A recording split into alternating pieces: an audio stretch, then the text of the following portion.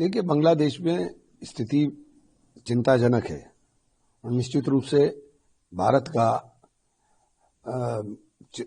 को चिंता करनी आवश्यक है, क्योंकि बांग्लादेश एक भारत विरोध का अड्डा बन रहा है। तो हमें उसमें प्रभावी कदम उठाने चाहिए। बांग्लादेश के साथ हम लोगों का चारों तरफ से घिरा हुआ बांग्लादेश है। बांग्लादेश को हमें इस बात के लिए वो रहना चाहिए कि बांग्लादेश भारत विरोध का अड्डा ना बन सके। देखिए, बहुत ही चिंताजनक स्थिति है। मैंने बार बार कहा कि बांग्लादेश के अंदर जिस तरह से धर्म के नाम के ऊपर चिन्हित कर करके लोगों के साथ उत्पीड़न हो रहा है, वो बहुत खराब है।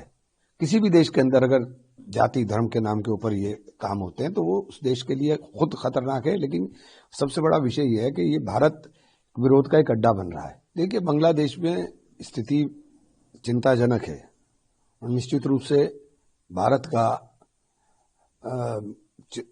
को चिंता करनी आवश्यक है, क्योंकि बांग्लादेश एक भारत विरोध का अड्डा बन रहा है। तो हमें उसमें प्रभावी कदम उठाने चाहिए। बांग्लादेश के साथ हम लोगों का चारों तरफ से घिरा हुआ बांग्लादेश है।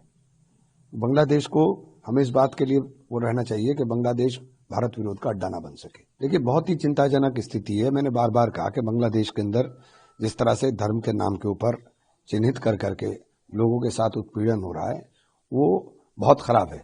किसी भी देश के अंदर अगर जाति धर्म के नाम के ऊपर ये काम होते हैं तो वो उस देश के लिए खुद खतरनाक है, लेकिन सबसे बड़ा विषय ये है कि ये भारत विरोध का एक अड्डा बन रहा है। देखिए, बांग्लादेश में स्थिति चिंताजनक है और निश्चित रूप से भारत